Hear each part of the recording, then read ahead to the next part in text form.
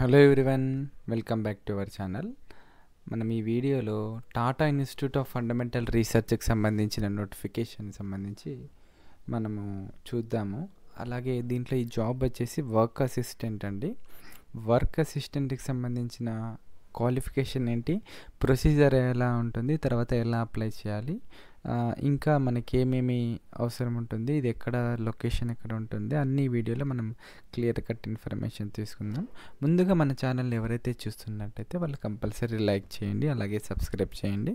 ఎందుకంటే ఎక్కడి నుంచో వీడియోస్ అనేది సెర్చ్ చేసి మనం తీసుకురావడం జరుగుతుంది. అలాగే ఇన్ఫర్మేషన్ కూడా మనం షేర్ చేయడం జరుగుతుంది. కాబట్టి మాకు ఇటువంటివి ఇస్తూ ఉంటే మీరు మాకు ఒక మోటివేషన్గా ఉంటుంది. ఓకేనా, thank you. Next Homi Bhabha centre for science education, ఇది ఉంది కదా, సైన్స్ ఎడ్యుకేషన్ సంబంధించి Tata institute of fundamental research Mumbai నుండి నోటిఫికేషన్ రావడం జరుగుతుంది. వర్క్ అసిస్టెంట్ చెప్పి ఒక్క పోస్ట్ ఇచ్చారు, అన్రిజర్వ్ కోట. మనకి ఏజ్ లిమిట్ అనేసి మ్యాక్సిమం 28 years ఉండాలి. పే లెవెల్ కనుక చూసుకున్నట్టయితే లెవెల్ 1 స్టేజ్ 1 అని ఇచ్చారు కదా, 35,000 చేంజ్ అనేది ఇక్కడ రాశారు.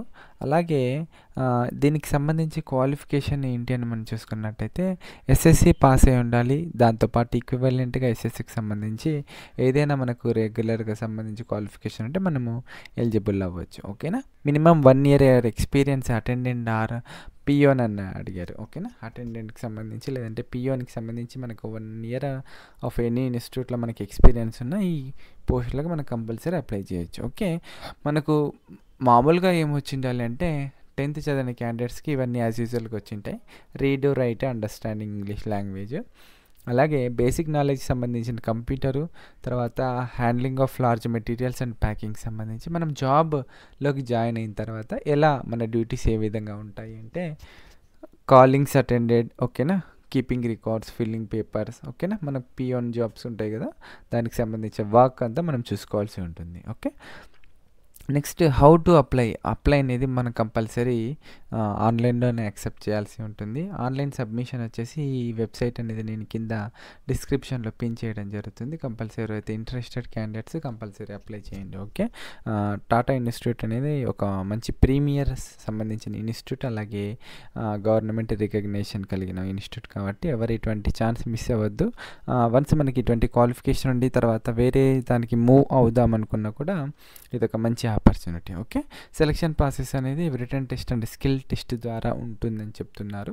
చూడండి, ఇక్కడ ఎన్పిఎస్ కూడా మేము ఇస్తాము అని వీళ్ళు ఇక్కడ మెన్షన్ చేశారు. Okay, post category for unreserved అనుకుంటుంది, ఎస్సీ ఎస్టీ వాళ్ళు కూడా అప్లై చేయొచ్చు. ఓకేనా, కంపల్సరీ ఆన్లైన్ అప్లై చేయాలని వీళ్ళు ఇక్కడ చెప్తున్నారు. అదేవిధంగా వన్స్ మనకి జాబ్ వచ్చింది అన్నట్టయితే ఇమీడియట్గా జాయిన్ అవ్వాల్సి ఉంటుంది.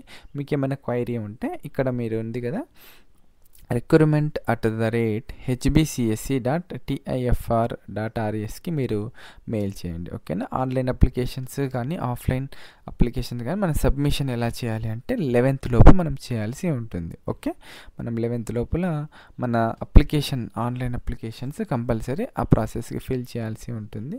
చూడండి, original copies at the time of వెరిఫికేషన్లో కంపల్సరీ ఉండాలని వీరు ఇక్కడ చెప్తున్నారు. ఓకేనా, హెడ్ అడ్మినిస్ట్రేటివ్ ఆపరేషన్స్ వాళ్ళు మనకు ఒరిజినల్ సర్టిఫికేట్స్ కంపల్సరీ మనం స్కిల్ టెస్ట్లో పాస్ అయిన తర్వాత, ఎగ్జామ్ పాస్ అయిన తర్వాత కంపల్సరీ మనం సమకూర్చుకోవాల్సి ఉంటుంది. ఓకే, ఇదండి మన వీడియో. ఇటువంటి వీడియోస్ని మన ఛానల్లో రెగ్యులర్గా ఫాలో అవుతుండండి.